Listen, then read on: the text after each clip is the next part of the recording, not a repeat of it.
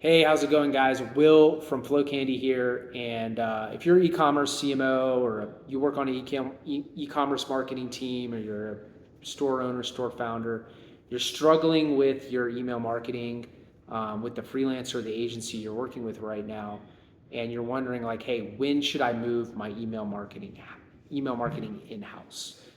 So I've had the experience of actually helping um, a couple brands move it in-house now that have sort of reached that scale and transition away from a freelancer or an agency like Flow Candy. Like they were literally one of our clients, and we helped them move it in-house and set up the systems so that they could thrive without depending on an agency. And so I'm going to sort of share my experiences on that and talk about sort of when to think about that and the signals to look for.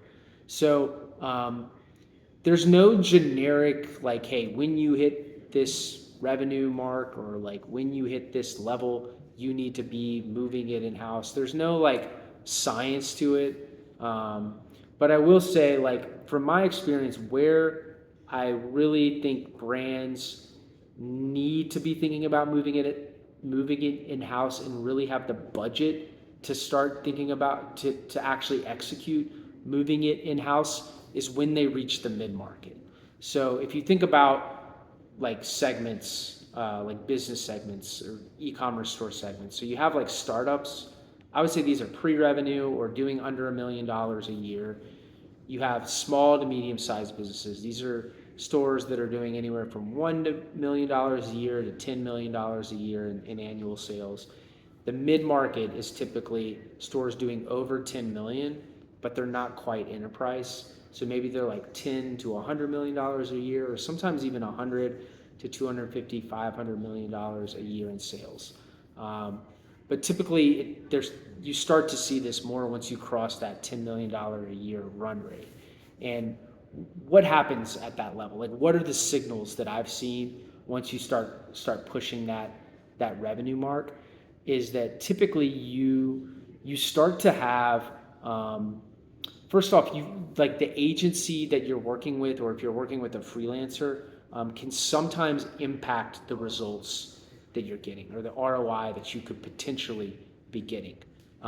Typically, once you've reached the mid-market level, you have some lifecycle marketing systems set up. You have your flows set up. You have a campaign calendar, a promotional calendar. You're deploying campaigns, and you're really looking. You're scaling now. You're like, hey, we've got traction.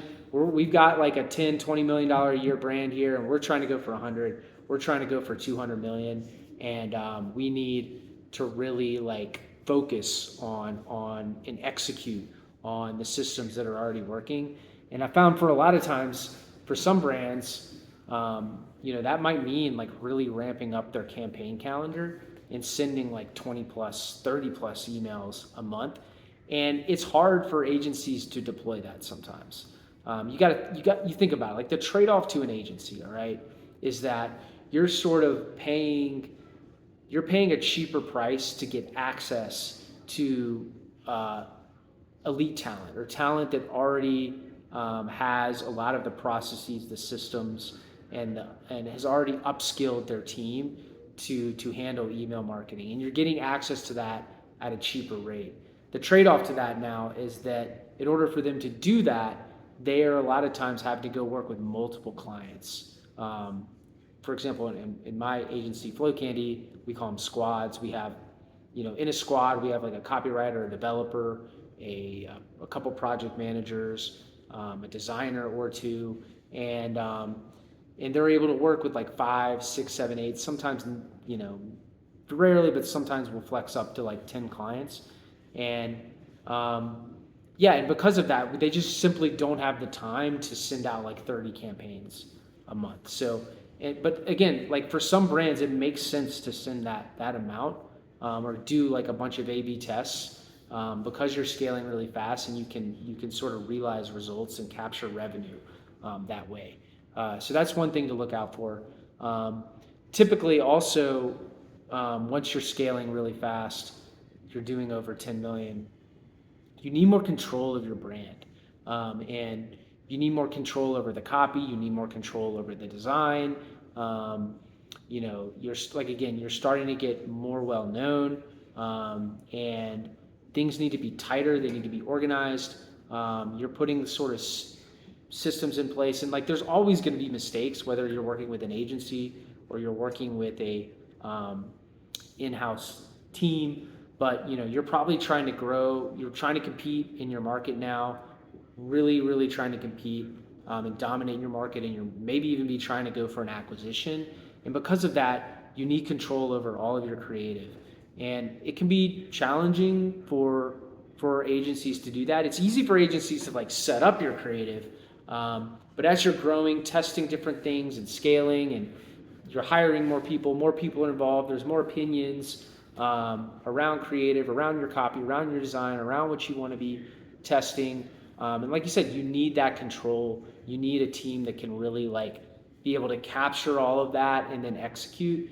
And again, kind of what I talked about earlier, to the trade-off you make with agencies. Sometimes it can be really hard for them to just be able to execute that. And it's not just, it's really any agency. Again, it's like you need someone really full-time on your org chart to really give you the control that you want, to really give you like the brain power and that has the bandwidth to really think deeply about your brand every single day.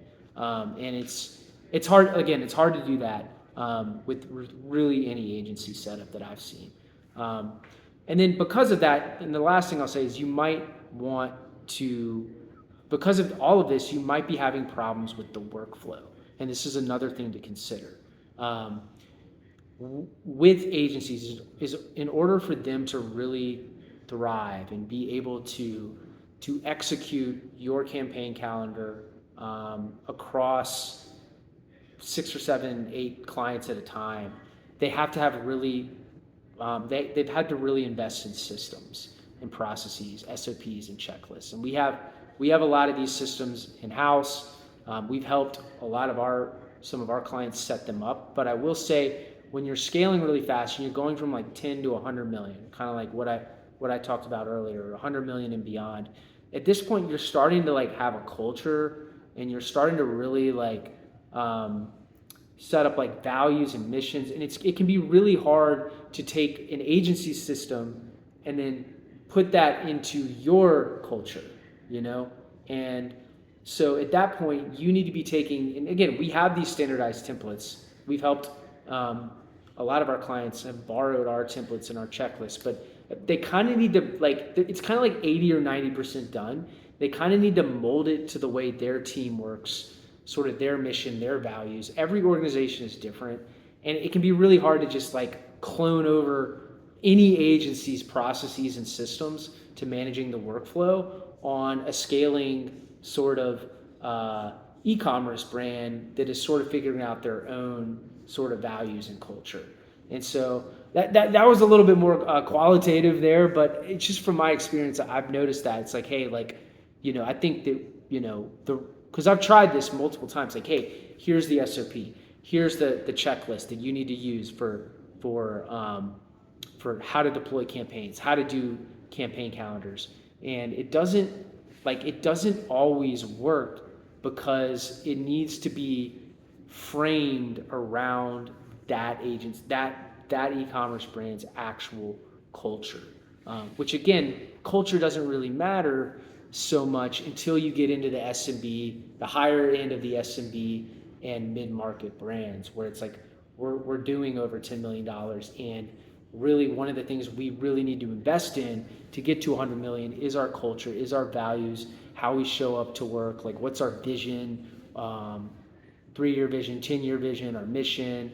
What's our BHAT? I've heard stuff like that, and it's like at that point, like you kind of have to go on your own journey with building your own workflows and systems and processes, and you can't just clone over whatever agency system. You can use them as source, you can use them as inspiration, you can use 80 or 90% of it, but I think you're going to have to put your own spin on it.